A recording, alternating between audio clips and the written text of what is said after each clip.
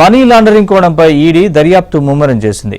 Kakinada port సెజ్ను కొట్టేసిన వ్యవహారంలో మిగతా నిందితులకు ఈడీ నోటీసులు ఇచ్చింది. వాటాలు కొనడానికి వాడిన డబ్బులు ఎక్కడివి, ఈ వ్యవహారంలో లబ్ధి ఎవరికి చేకూరిందంటూ విక్రాంత్ రెడ్డిపై ప్రశ్నల వర్షం కురిపించింది.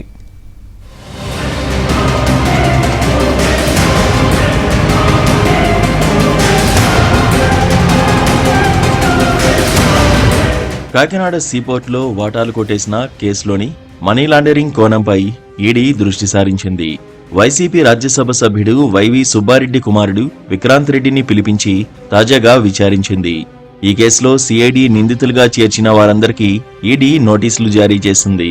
వారందరినీ పిలిపించి ఒక్కొక్కరిగా విచారించనుంది. విక్రాంత్ రెడ్డి విచారణ సందర్భంగా ప్రధానంగా లావాదేవీలపై ఆరా తీసింది. డబ్బులు ఎలా వచ్చాయి, ఎంత తరలించారు, ఎవరికి లబ్ధి జరిగింది అనే కోణంలో లోతుగా ఈడీ అధికారులు విక్రాంత్ను విచారించారు. గుచ్చిగుచ్చి లోతుగా ఆధారాలతో ప్రశ్నించారు. అయితే అధికారులు అడిగిన ప్రశ్నలకు విక్రాంత్ సరిగా సమాధానాలు చెప్పకుండా డొంక తిరుగుడుగా సమాధానాలు చెప్పినట్లు తెలుస్తోంది. జగన్ హయాంలో చోటు చేసుకున్న ఈ వ్యవహారంలో భారీగా మనీ లాండరింగ్ జరిగిందని ఈడీ ఇటీవల ప్రాథమిక నిర్ధారణకు వచ్చింది.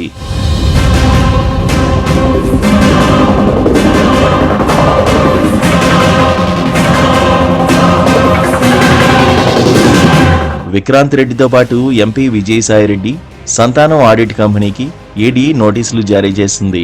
అందులో భాగంగా ఇప్పుడు విక్రాంత్ను విచారణకు పిలిచింది.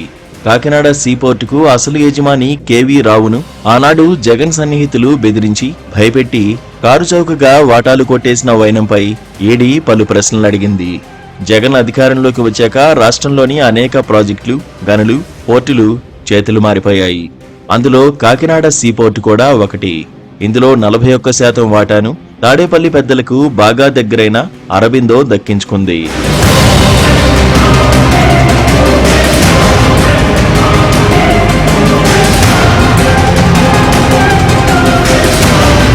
తనను బెదిరించి భయపెట్టి మరీ వాటాలు రాయించుకున్నారని పోర్టు యజమాని కేవీ రావు ఇటీవల సిఐడికి ఫిర్యాదు చేశారు.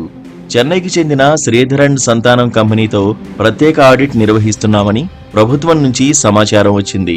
ముంబైకి చెందిన మరో సంస్థ కూడా ఆడిట్ చేస్తుందంటూ సమాచారమిచ్చారు. 2 సంస్థలకు మేము సహకరించామన్నారు. రికార్డులన్నీ వారి ముందుంచాం. మా సంస్థ ప్రభుత్వానికి 984 కోట్ల రూపాయలు ఎగ్గొట్టినట్లు ఆడిట్ కంపెనీ వైసీపీ ప్రభుత్వానికి నివేదికిచ్చింది. ఇదే సమయంలో మాకు విజయసాయిరెడ్డి ఫోన్ చేశారని తెలిపారు. జగన్ బాబాయ్ వైవి సుబ్బారెడ్డి కుమారుడు విక్రాంత్ రెడ్డిని కలవాలని సూచించారు. హైదరాబాద్లోని జూబ్లీహిల్స్ లో ఉన్న విక్రాంత్ ఇంటికి వెళ్లి కలిసి మాట్లాడానన్నారు కేవీ రావు. మీరు ప్రభుత్వానికి 1000 కోట్లు ఎగ్గొట్టారని, మొత్తం కుటుంబం జైలుకు వెళ్లకూడదు అనుకుంటే మీ కంపెనీ షేర్లన్నీ విక్రయించేయండి. ఇది నా మాట కాదు, ముఖ్యమంత్రి జగన్ ఆదేశం అని విక్రాంత్ రెడ్డి భయపెట్టారని తెలిపారు. 41.14% 494 కోట్లకు ఖరారు చేశామని, డీల్ సెట్ చేసుకోమని ఏకపక్షంగా చెప్పారన్నారు. 1000 కోట్ల ఆస్తులను కొట్టేశాక విక్రాంత్ రెడ్డి తాడేపల్లిలోని జగన్ ప్యాలెస్ కు తనను తీసుకెళ్లారన్నారు. ఇది చాలా అన్యాయం అని తానంటుండగా విక్రాంత్ చెప్పినట్లు చేయండంటూ జగన్ హుకుం జారీ చేశారని తెలిపారు. అంతకుముందు మేం ప్రభుత్వానికి 984 కోట్ల రూపాయలు ఎగ్గొట్టినట్లు నివేదిక ఇచ్చిన శ్రీధర్ అండ్ సంతానం ఆడిట్ కంపెనీ ఆ తర్వాత పన్ను ఎగవేత 9 కోట్లే అని తేల్చిందని ఆ ఫిర్యాదులో వెల్లడించారు.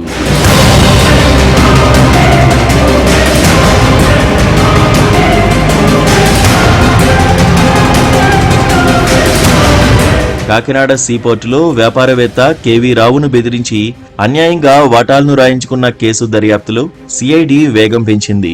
జగన్ హయాంలో వివాదాస్పదంగా మారిన ఈ వ్యవహారంలో బెదిరించి కేవీ రావుతో వాటాలు రాయించుకోవడంలో కీలకంగా వ్యవహరించిన వారికి తాఖీదులు జారీ చేస్తోంది. విచారణకు హాజరు కావాలని నోటీసులు జారీ చేస్తోంది. కాకినాడ పోర్ట్ సెజ్ను ఆనాడు బెదిరించి లాగేసుకున్నారని యజమాని కేవీ రావు ఇచ్చిన ఫిర్యాదుపై సిఐడి కేసు నమోదు చేసింది. కేవీ రావు నుంచి కాకినాడ సీపోర్టును లాక్కోవడంలో ప్రధానంగా అభియోగాలు ఎదుర్కొంటున్న అరబిందో ఫార్మా ప్రతినిధి పెనక శరత్చంద్రారెడ్డికి సిఐడి అధికారులు ఇప్పటికే నోటీసులు జారీ చేశారు.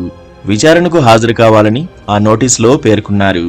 తాను అయ్యప్ప స్వామి మాలలో ఉన్నందున ఈ నెల 24 తర్వాత విచారణకు వస్తానని శరత్చంద్రారెడ్డి సిఐడికి లేఖ రాశారు.